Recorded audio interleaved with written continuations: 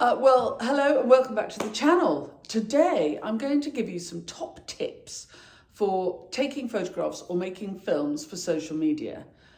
I don't have sophisticated kit. I have a good telephone on which I do all my filming and with which I do all my photography. It is an iPhone 13, not a Pro, it's just an iPhone 13. And for my business, I couldn't afford to be without it. It takes good enough quality film and takes good enough quality photographs that the film and the photographs can be used anywhere. So if I want to give a talk at a village hall and I want to blow my photographs up enormously, I can. If somebody from House and Garden magazine rings up and says, can I use that lovely, have you got that picture that you put on your Instagram in high res? I have, and I've just taken it on my phone. So first of all, you need a really good phone. Second of all, it doesn't matter whether you're filming or you're taking photographs. What matters is framing. Now look, this is very untidy behind me. When I look at it, I'm irritated. But equally, look at this. And here I am standing here and I'm irritated by the fact that the beam above my head and the fact that you can see the box on which my camera is sitting. If you're going to see the box, make it straight. Just straighten it up. There. Straight. And then the beam is straight. The shelves behind are straight. Just look at any straight lines. I'm not filming my whole studio. In this shot, you see the whole studio. But let's look at everything in more detail. Come on. If you're new to the channel, please subscribe, press the bell icon and we'll tell you when I've got more clips coming up. And if any of the tips and tricks I give you along the way are useful, you can always buy me a coffee, or better still, join my club. The details for coffee buying and club joining are in all the blurbs for all my clips. Right, come on, let's get on. So look, let's look at what's behind me and what we might do something about. One, this surface on which I do nearly everything isn't straight. Again, it's got a hole in the middle because it was built by a friend of Fabrizio's for making furniture. This is a furniture making piece of kit, and I expect he had a clamp or something that used to come through the middle here. I just cover it up. Whenever I take a picture, you don't see the fact that there's a hole here.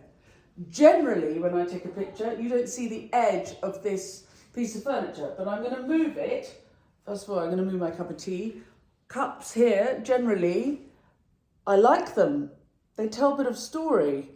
And I'll talk about that again more. And it's got tea in it, so I'm going to drink it. Nice cup of tea. Right. So let's straighten up the table, because look at that, that's better.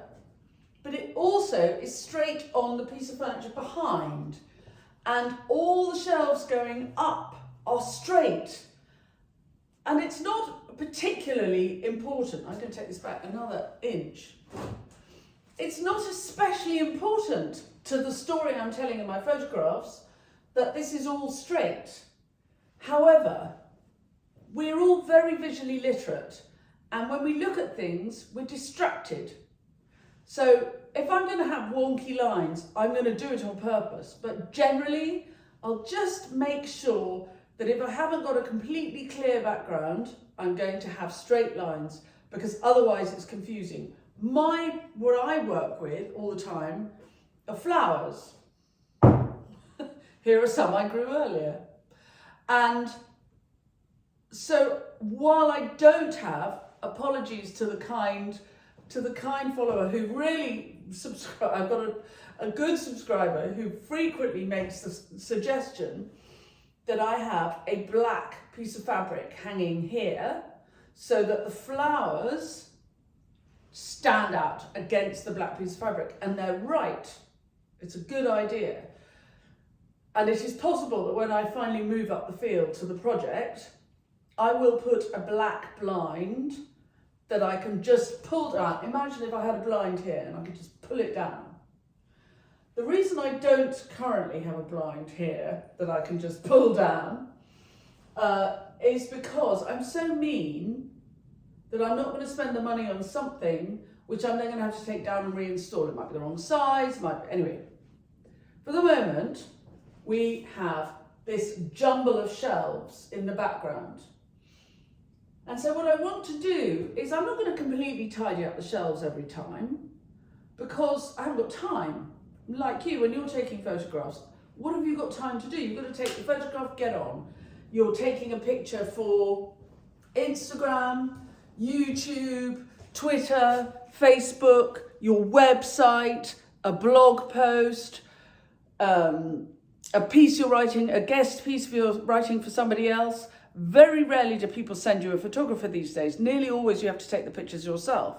So it's really worth taking a good picture because A, you get better at it, but B, other publications might see that you take nice pictures and think, oh, well, let's do a piece on that person because then we can use the pictures they take.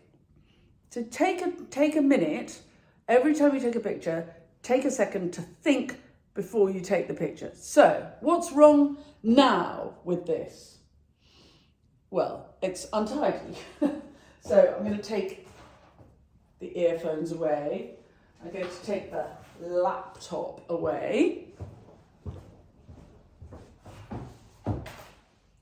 But also, if I'm looking through, I can see what you're looking at, and I can see little red dots of annoying untidiness. My studio is, yes, it's full of vases and floristry life and flower growing kit, but it's also full of plastic and jarring colours. So I'm going to move a few things because they're annoying. Bright pink gloves.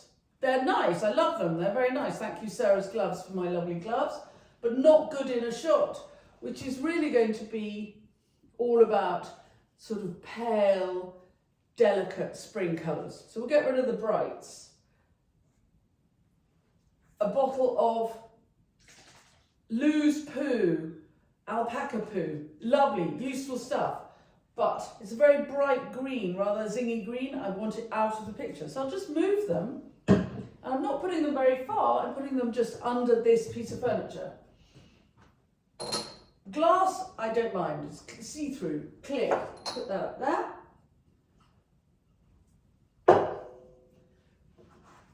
Plastic gloves, bright yellow snips. Let's go. Get them out of the shot. A jam jar full of spent batteries to go to the recycling. Out of shot. Equally, pots of brightly coloured plastic pens. I couldn't be without them, but they're not great, and they're not part of the story I'm telling. Get the brightly coloured plastic out of the way. Here's another one. I always have pots of pens everywhere. Get rid of them. I'm not, however, and then I'm just going to check back, and what I'm going to see is lots of storytelling. The vases, they're attractive. They're not especially tidy, but they're not horror. The colours aren't clashing with the story.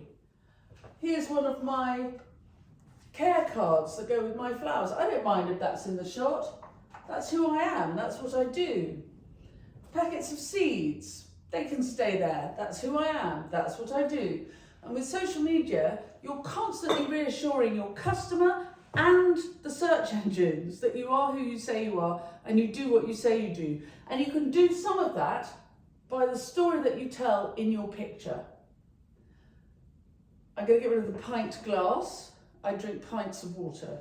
I don't think I need, it's a nice knife, but it's not part of the story I'm telling. So I'm just going to pop that up here and the pint glass out of the way. Somebody, my daughter, has been eating chocolate. So that can go in the recycling. For no good reason. There's a very beautiful sparkly brooch, which I will just put away. That's not part of the story. And now, but what I'll keep here, I'm going to keep the snips. I love the snips because I'm the florist. I think that's part of the story that I'm telling. And if I have magic flowers with no visible means of being created, then maybe I'm a fraud. So I'll keep the snips in the story, but also I can put the snips so that they point at the piece that I want to talk about. I can have them, they are literally, in a sort of Dutch 17th century still life sort of way, showing people what I want to show. Right, somebody's knocking on the door, so I'm going to let them in. Right, so the next job to do is to frame the shot. Now, obviously this feels as though it's taking quite a long time, but it's not. If you do this frequently enough, you begin to be able to shrink a shot in your mind's eye very quickly. And of course, it's incredibly easy to edit photographs when they're on your phone. I mean, if I can do it, you can do it. So let's frame the shot, and I'm going to bring the shot in closer, and I'm going to arrange my flowers in something possibly a little bit prettier than this. I literally went outside with a pair of snips and I cut a handful of whatever was there. I've got hellebores, gorgeous colour, a bit of blue, a bit of some tiny little daffs. And what's the point of my story? What is the photograph I'm taking? Well, I might be photographing a posy to show a bride what she could have at this time of year. I might be trying to sell some of my hellebores wholesale and demonstrating what they mix with. Lots of different options. So I'm going to put them, they're in a glass vase, which for me is really important. I don't like using the word hate. But I really like flowers in glass because I think it keeps them very light looking. So I'm going to put them in a little something, and then I'm going to bring the camera in a little bit so that I can take the picture, and we can edit out of the picture the bright green first aid kit, plastic, ugly, and what have we got on the other side? And there's all sorts of ugliness on the other side. I quite like the stepladder. I use the stepladder for my workshops. I put a big pad of paper and draw cartoons as visual aids on my workshops. So I quite like the story being told by the stepladder, but the stepladder probably, by the time I finish, will be out of shot because I'm literally going to frame it this way. I might keep my scissors in, and actually I might keep my mug. And my mug is a bone china mug made by a lovely girl called Rachel Pedder Smith, who I met one year when I was giving talks at the Country Living Fair in London. And it will hold about half a pint of tea, which for me is valuable. But also these lovely botanical designs are very much on brand for me. And it's my pleasure to share with you who she is. So that's a nice part of the storytelling. So we can be a little bit generous with the story. If I put into my picture something which I do that pertains to me, I'm telling my social media people a little bit about myself. I'm telling them that I like a cup of tea, that I like a bone china cup, that I've got good taste in mugs. People often ask me where my mugs come from, and it's my pleasure to share that they are from Rachel Pedder Smith. So that's worth thinking about. Right, I'm going to put these into a smaller, different vase, and then we're going to get on with the next part of the storytelling. But I think what's really worth thinking about when you're making photographs to share on social media, you're telling a story. You are not just advertising the bunch of flowers, because people buy from people, and so you want to give them a little bit of yourself. which is why I give people a little bit of my background. I give people a bit of shelfie because it tells them a little bit about me. I give people my mug, my snips. They can tell a little bit about me.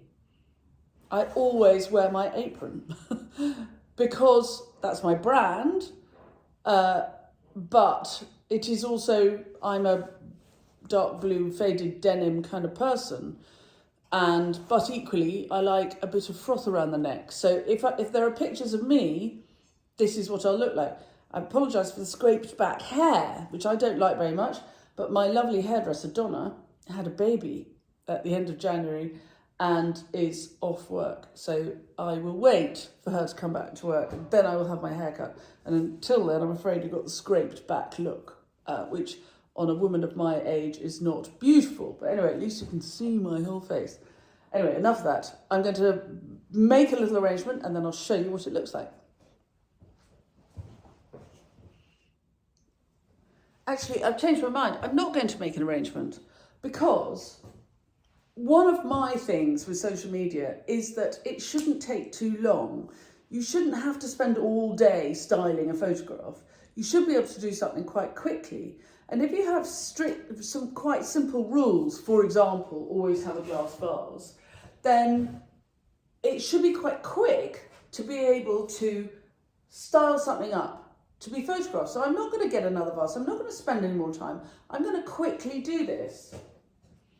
And I'm going to, for me, I know what's going to work. I've got a glass vase. I like the glass. It's clean. I can see my clean stems. And all I'm going to do is pull my flowers out a little bit, just to give each one a bit of space. This is really a story of just spring in a vase. What's in the garden today? Tiny bit of blue.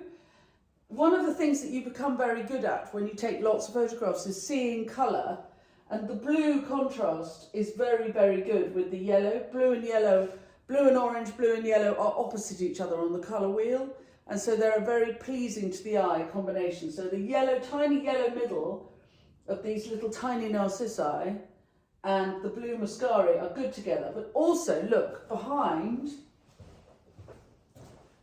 we have a tiny bit of blue from the flowering rosemary, which just caught my eye when I ran outside to cut a little bit for this piece. So that's how quick it was.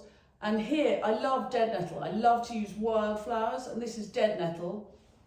And it has a white flower, which these will be flowering till May now. They're just beginning to flower now.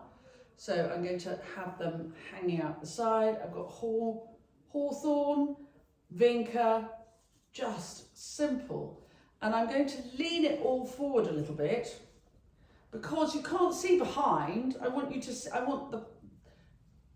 the flowers to show. They're falling out because I'm pulling them out so far. I want the flowers and the foliage to really show facing forward.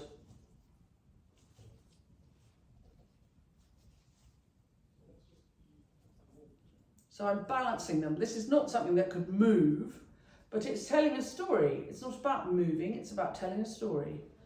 There we are.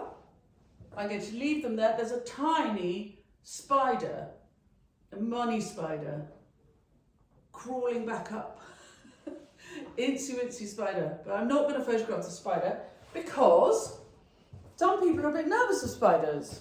And so while I'm charmed that there's a tiny little spider, I don't want to freak out people seeing stuff. So I always leave things that might freak people out, like spiders and snakes. I don't photograph for my social media. I photograph for myself because I'm so excited that I have good snakes in my garden.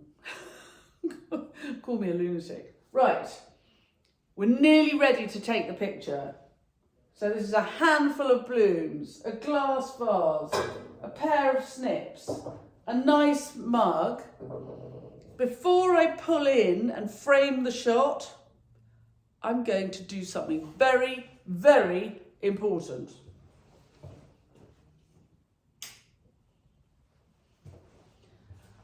Right, there you go. That's my number one tip.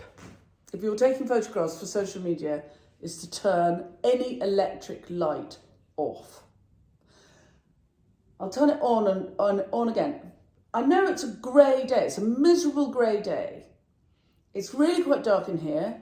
Very 5-star camera on my phone. Very 5-star camera is doing all the light adjustment for me. I don't need to worry about that.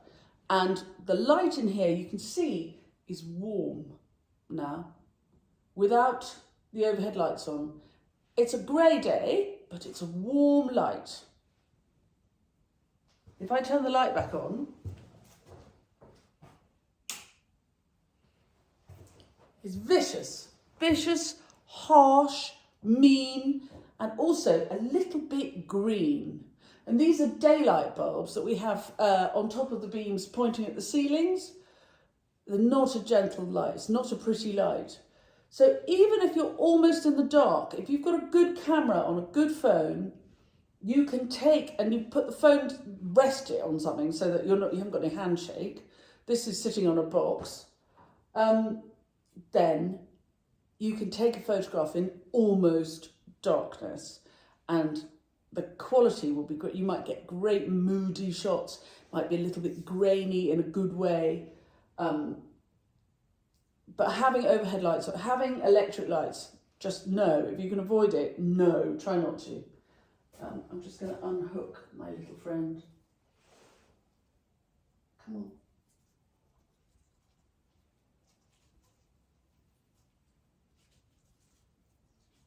Right. Stay. So, we are now almost at a position to bring the camera in and frame it. So I'm going to turn the overhead light off again.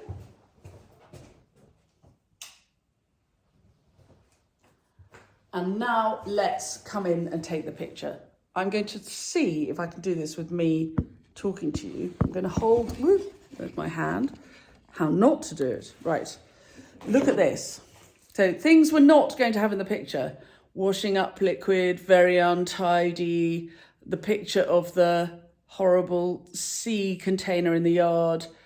We're not going to have the washing up liquid, the cloth. We're going to zoom out of all of that. We're not going to have all this untidy brooms and cleaning stuff over here. We're going to come in and come in and come in. And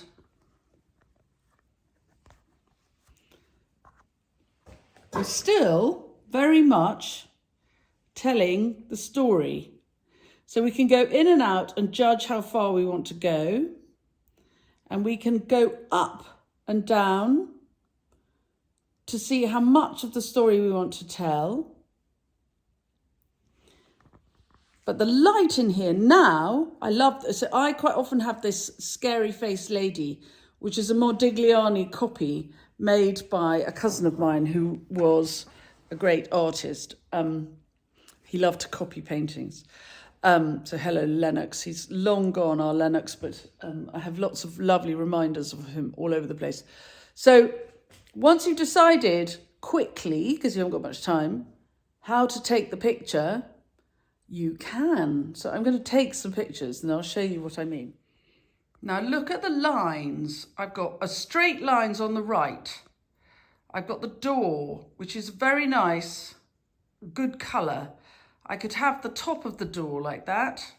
And what the door and the surface of the table are doing is giving me an L shape, it's giving me a golden section, which makes the whole thing really attractive. And the big pot there is balancing out the golden section. It's sort of repeating the story. So that's quite a nice shot. However, I can then move in if I want to. Be careful at this stage. If you've got a cup of tea, actually, I think half a cup of tea looks really disgusting. So I would pull back. I like the mug because the colours, the mug actually is a spring mug. And if I turn it round, it's got spring flowers on it, which reflect a little bit what's in the vase, but I don't like the handle pointing at the vase, so I'm going to move it, swap them round, because then the mug is moving in towards the vase. The snips are drawing the eye to the vase, and I can raise up and I can take a picture there. But you see why, if I have my camera at a funny angle, if I'm not concentrating, those lines behind of the shelves is really annoying. So get those lines straight. Decide whether you're going to have them in there or not. Pull in or out. If I'm taking a picture for my YouTube channel, I want to have lots of space here so I can write what the clip is going to be about. If I'm taking a picture for Facebook or Twitter, then again, this landscape format is attractive. But if I'm taking for Instagram or TikTok, then I need to do it portrait. I tend to do one. I'm too lazy to take endless pictures. But I love this because just behind, here we are, we're nearly there. Just behind, I've got writing on my piece of furniture, and it says waste not, want not, which is very much my ethos. I've got these flowers here, which are very attractive. There's a lot of story going on in this photograph, and I'm happy. I'm going to pull back a tiny bit so that the green stem of the amaryllis isn't cut off at the top. I don't want that to be cut off. I'm going to turn the camera off and the video off and take a still. Right, I've moved everything up so I can fit in the shot. So I don't know if you can see the hole in the piece of furniture. I hope not. The other thing you can do when you take pictures is your eye will tell you one thing. It is really worth, I mean, thank goodness we've got digital cameras, we can see what we're doing. You take the picture and then look at the picture on the camera, because something that looks perfectly right to the naked eye, maybe the depth of field may be truncated a little bit, or you may suddenly see that in the picture, what looks beautiful to the naked eye, suddenly there's a hole in the middle. So I was looking, and here, my hellebores, there's a hole in the middle of the picture. So actually, I want to bring the hellebores even more further forward, because it's about the shot. It's not about what it looks like in real life. And we know they're lovely hellebores and they're going to look really lovely, but I'm telling a story in the picture, and the picture doesn't reflect what's actually going on. So I can play around a little bit to make the picture, the image work better. And in real life, this would look very different, but I'm not worried about what real life is doing. I want to see what's happening just in the story I'm telling in my picture. For example, a bunch of foliage in the middle of an arrangement to the naked eye looks lovely, but in the picture often looks like a hole. So I'm going to put it underneath. Bring you guys round. And I've almost lost my rosemary, so I'm going to push it forward a little bit. But taking the picture and looking at the picture means you see that. It's really worth doing.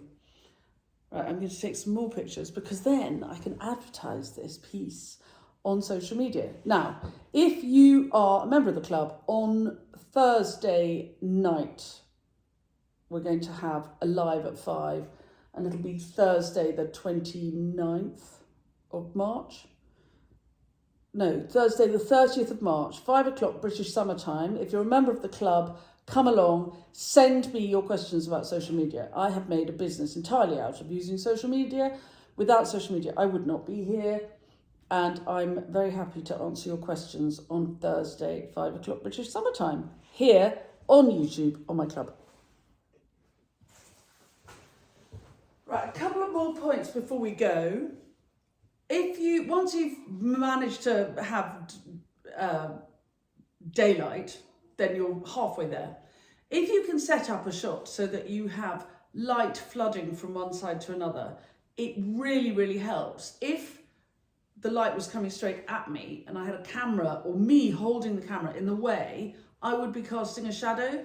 So having light from one side or the other side really helps. And when I remake my studio up in the project, I'm arranging it so that I will film like this with the light coming from the right and the left, flooding the place with light, which really helps. You don't want to have shadow. You don't stand in the light when you're taking a photograph.